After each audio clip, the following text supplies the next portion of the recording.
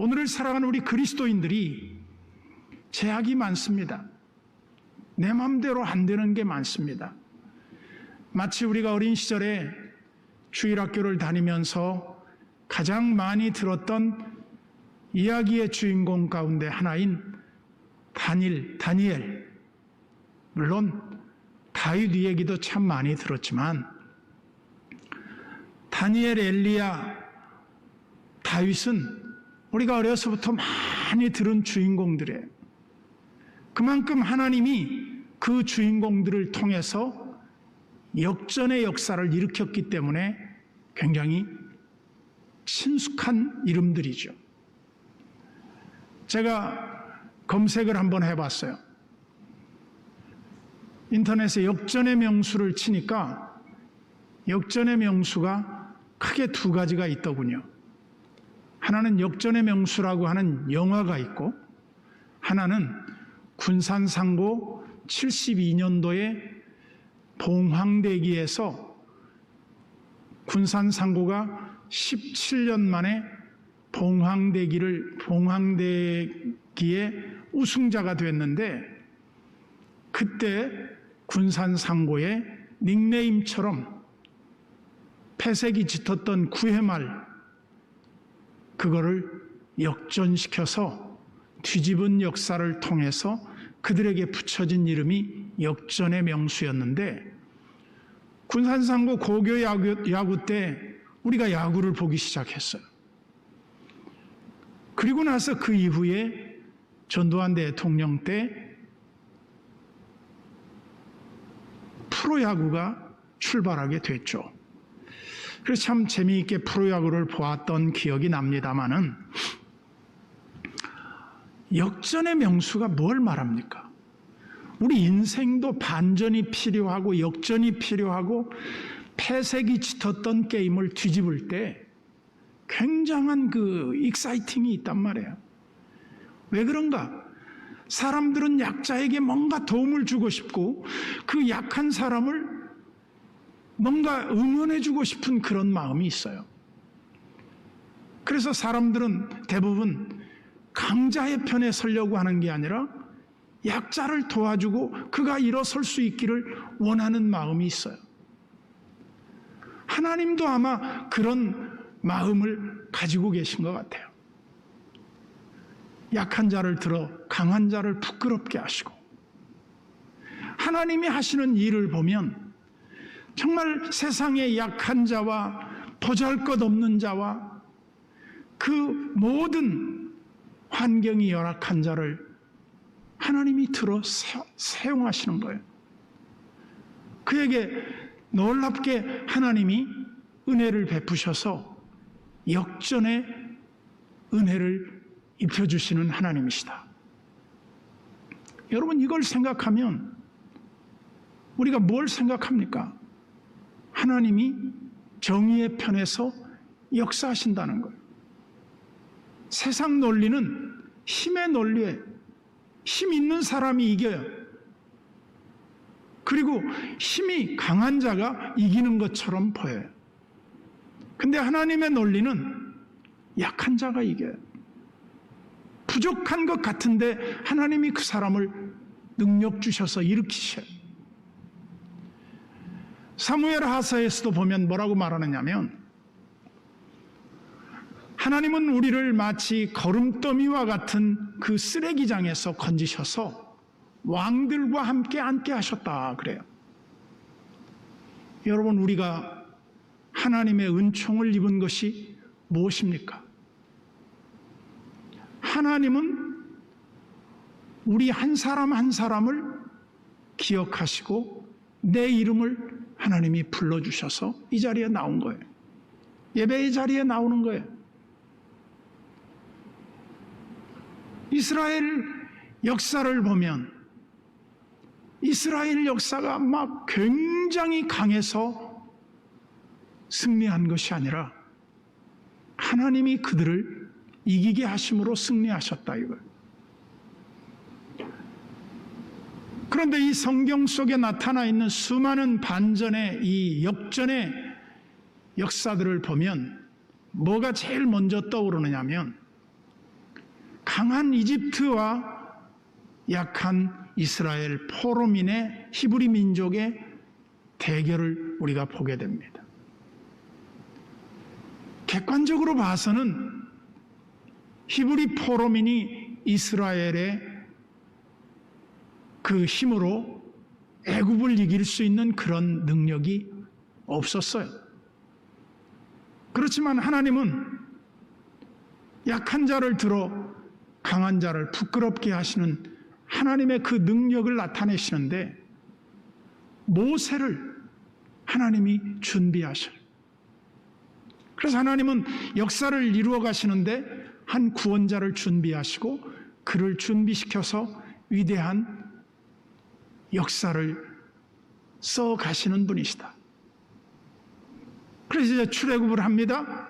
도저히 내줄 것 같지 않았던 그 강팍했던 바로의 마음이 하나님의 능력 앞에 굴복돼요. 그리고 그들은 홍해를 건너기 직전에 절망적이었어요. 어디를 봐도 탈출구가 없어요. 뒤에는 적이요, 앞에는 바다요, 그리고 양사방은 사막이에요. 어디를 가야 합니까? 갈 수 없어요. 길이 없어요. 그래서 우리는 하나님을 믿을 때 하나님이 어떤 분인가 생각하면 사막에 길을 내시고 그 황량한 사막에 오아시스를 터뜨리셔서 수많은 사람들이 먹고도 남음이 있는 준비의 공급을 통한 하나님의 은혜를 입혀주셨다. 이것이 오늘날 우리가 살아가는 현실 속의 한 단면이에요. 누구도 이런 은혜를 입지 않고는 살 수가 없단 말이죠. 그러면서 우리가 사무엘서에서도 항상 비교가 되지 않습니까?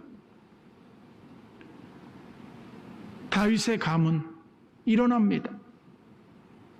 사울의 가문 하나님이 떠났습니다.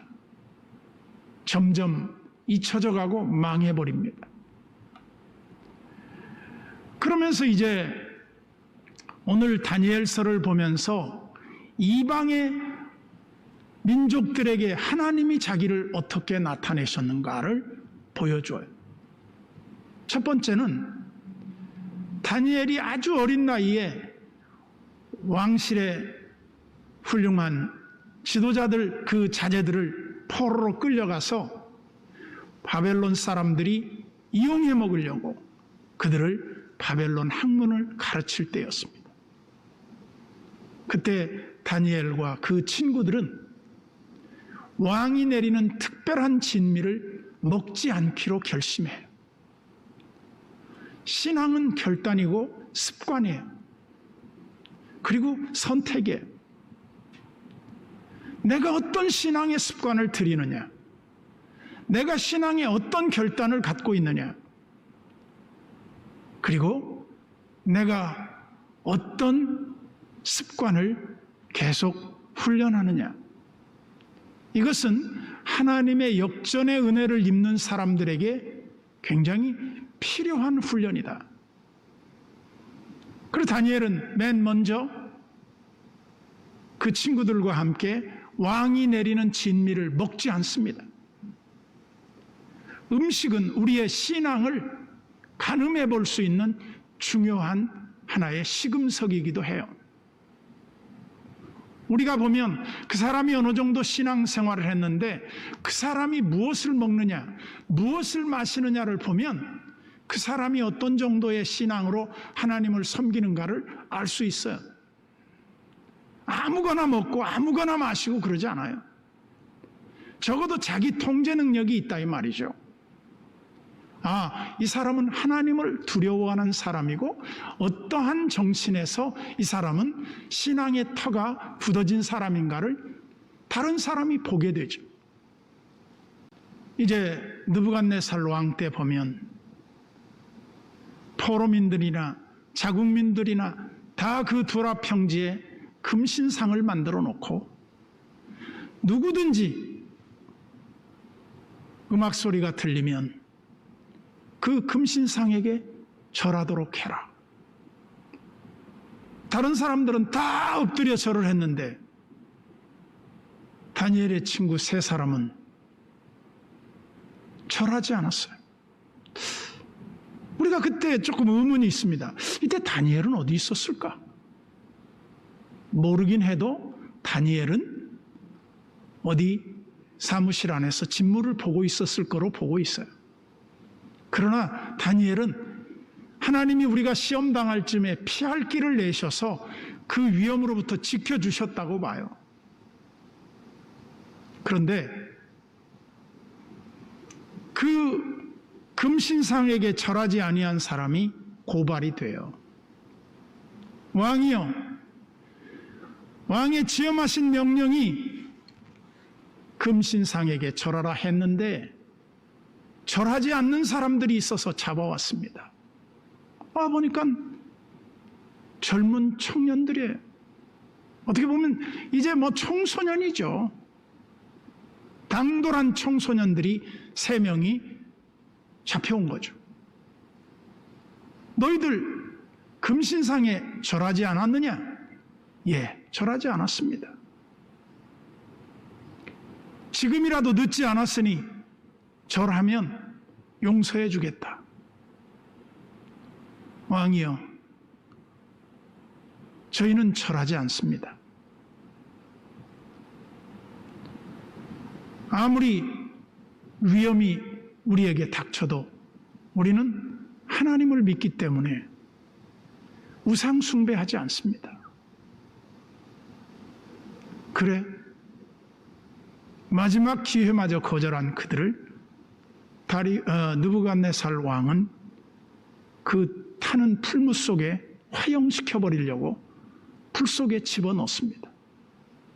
근데 얼마나 그 불이 뜨거웠던지 성경의 기록에 보면 평소에는 불의 뜨겁기가 한 100도 정도 됐다면 700도가 넘는 그런 뜨거움을 유지하는 그 불길 속에다가 그들을 집어넣었어요. 집어넣고 잠시 후에 보니까 이 사람들이 비명을 지르고 죽었어야 되는데 그 불 속에서 4사람이 거닐었단 말이에요. 저는 그 4사람이 누구일까 생각을 해봤어요. 그 불 속에 있는 한 분이 누구일까? 바로 그 불 속에 던져준 그들을 보호하시기 위해 그 불 속에 임하신 예수 그리스도라고 전 믿어요. 불 가운데 그들을 보호하기 위해서 예수님이 그들을 보호하기 위해 거기에 함께 계셨다. 놀라운 일이죠. 왕이 놀라서 묻습니다. 신하들에게, 야, 우리가 3명을 놓지 않았느냐? 맞습니다. 근데 저 불 속에 4사람이 걸어다니는 게 뭐냐요? 그래서 그들을 불러냅니다. 불러내서 보니까 수염 하나, 머리카락 하나, 옷자락 하나 그을리지 않고 타지 않았고 불 냄새도 나지 아니했다. 그렇게 성경은 기록하고 있어요. 이건 무엇을 말하죠? 있을 수 없는 일이 일어난 거예요. 오죽하면 그 불을 불 속에 집어넣는 사람은 타 죽어버렸는데 정작 그 불 속에 들어간 다니엘의 3 친구는 아무렇지 않게 하나님이 보호했다. 여러분, 이거를 듣는 바벨론 사람들은 어떤 느낌이 들었을까요? 이야, 쟤들이 믿는 하나님은 도대체 어떤 하나님이냐? 쟤들이 믿는 하나님이 도대체 어떤 분인지 궁금해졌을 거예요. 그리고 느부갓네살은 얼마 후에 정신이 나가버립니다. 미쳐버렸어요. 그 왕이 죽기 전에는 왕을 세울 수 없는데 느부갓네살이 교만함으로 말미암아 하나님으로부터 징계를 받아 들에 가서 소처럼 풀을 뜯어먹었다는 거예요. 이 느부갓네살은 정신이 나가버립니다. 그래서 머리도 깎지 않고 짐승처럼 그 광야에서 살아요. 그래서 두 번째 왕이 벨사살 왕이에요. 근데 벨사살 왕이 돼서 그 부왕 느부갓네살이 그렇게 된 것을 알면서도 이스라엘의 성전에서 가져온 그 성전 기구들을 가지고 축제에 한마디로 술잔으로 쓴 거죠. 그때 하나님의 손가락이 벽에 나타나서 메네메네 데겔 우바르신이라고 하는 글을 써요. 그때 아무도 그 글을 몰랐어요. 근데 그 글을 다니엘이 해석해줘요. 한마디로 다니엘이 스타 반열에 오르는 거죠. 중심에 들어가게 되는 계기가 돼요. 그날 벨사살 왕은 죽습니다. 그리고 다니엘이 해석한 그 문자의 뜻은 하나님이 세어보고 달아봤더니 부족해서 나누었다. 그 뜻이에요. 하나님은 우리를 달아보고 세어보고 우리를 심판하시는 분이에요. 우리가 아무리 숨어서 우리가 아무리 은밀하게 하나님을 속이려고 해도 하나님이 속지 않으시는 분이에요. 결과적으로 다니엘은 다리오와 함께 제2인자지만 실제로는 제1인자가 됩니다. 그런데 그 다니엘을 시기하고 다니엘을 없애지 않으면 존재감이 없었던 간신배들은 다니엘을 죽이려고 해요. 여러분, 세상은 똑똑한 사람을 찾아요. 훌륭한 사람을 찾아요.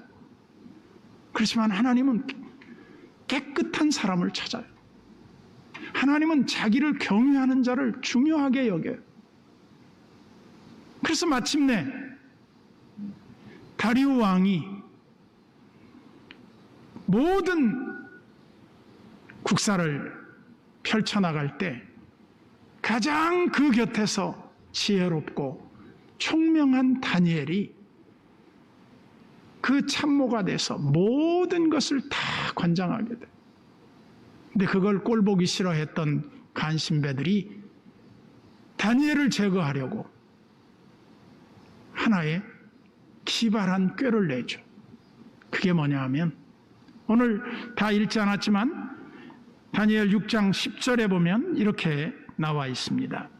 다니엘이 이 조서의 왕의 도장이 찍힌 것을 알고도 자기 집에 돌아가서는 윗방에 올라가 예루살렘으로 향한 창문을 열고 전에 하던 대로, 즉 습관대로 하루 3번씩 무릎을 꿇고 기도하며 그의 하나님께 감사하였더라. 여러분, 다니엘이 여기서 감사할 조건이 뭐가 있습니까?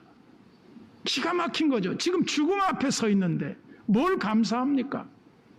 오늘 우리는 어떤 습관을 갖고 있습니까? 저는 좋은 습관은 쉽게 길들여지지 않는다고 봐요. 나쁜 습관은 훈련하지 않아도 잘 되는 거예요. 신앙에 유익한 습관을 들여라. 그 유익한 습관이 뭐냐? 감사의 습관이에요. 그리고 신앙의 유익한 습관이 뭐냐? 하나님 앞에 시간을 정해놓고 무릎을 꿇는 거예요. 하루에 3번씩 다락에 올라가서 예루살렘 창문을 향하여 문을 열고 하나님 앞에 기도했다, 감사했다. 우리 성도들도 그랬으면 좋겠어요. 예배 시간이 되면 비록 제약이 있어서 교회에 나오지 못하더라도 교회 쪽을 향해서 하나님, 내가 하나님의 성전에 나가서 예배해야 하는데 예배할 수 없지만 내가 서 있는 곳에서 하나님을 바라봅니다. 하나님, 나의 예배를 받아주십시오. 하나님 앞에 엎드리는 거예요. 하나님의 임재를 느낄 겁니다.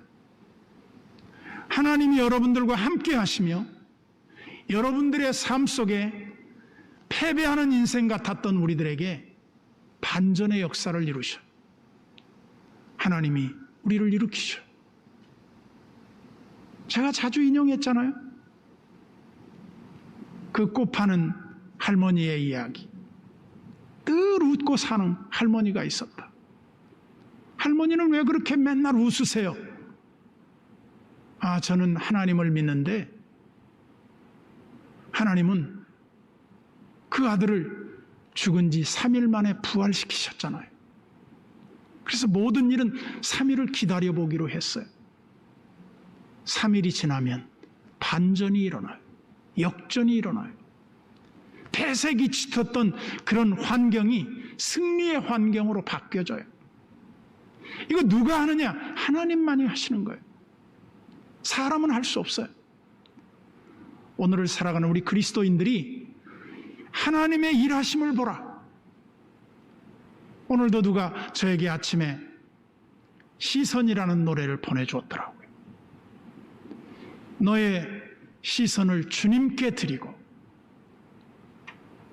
주님을 위해 우리의 시선이 고정되는 습관을 한다고 하면 하나님은 너를 위해 일하기 시작할 것이다. 저는 그 가사말이 평범한 가사말이지만 저에게 하나의 메시지 같아요. 왜 너 하나님한테 한눈 팔고 있느냐? 왜 하나님 안 바라보고 딴짓하고 있느냐? 하나님만 바라봐. 하나님만 구해봐. 아브라함이 뭐 했습니까? 내가 너에게 뭘 해줄까? 하나님, 저는 하나님만 있으면 돼요. 하나님이 저의 기업이신걸요. 제가 더 뭘 바라겠습니까? 이 영적인 상태가 우리가 주님께 시선이 고정되어 있는 게 아닐까요? 하나님의 역전, 우리 이 시간 예배하는 모든 성도들에게 우리의 분노가 있을지 몰라요. 우리 마음속에 정말 이 덥고 무더운 여름철에 화가 치밀어 오를지도 몰라요. 그러나 감사하십시오. 그리고 우리의 시선을 하나님께 두십시오. 그리고 하나님의 역전을 기대하십시오. 반드시 하나님은 우리의 삶의 주인이심으로 우리의 삶을 역전케 해주실 줄로 믿습니다.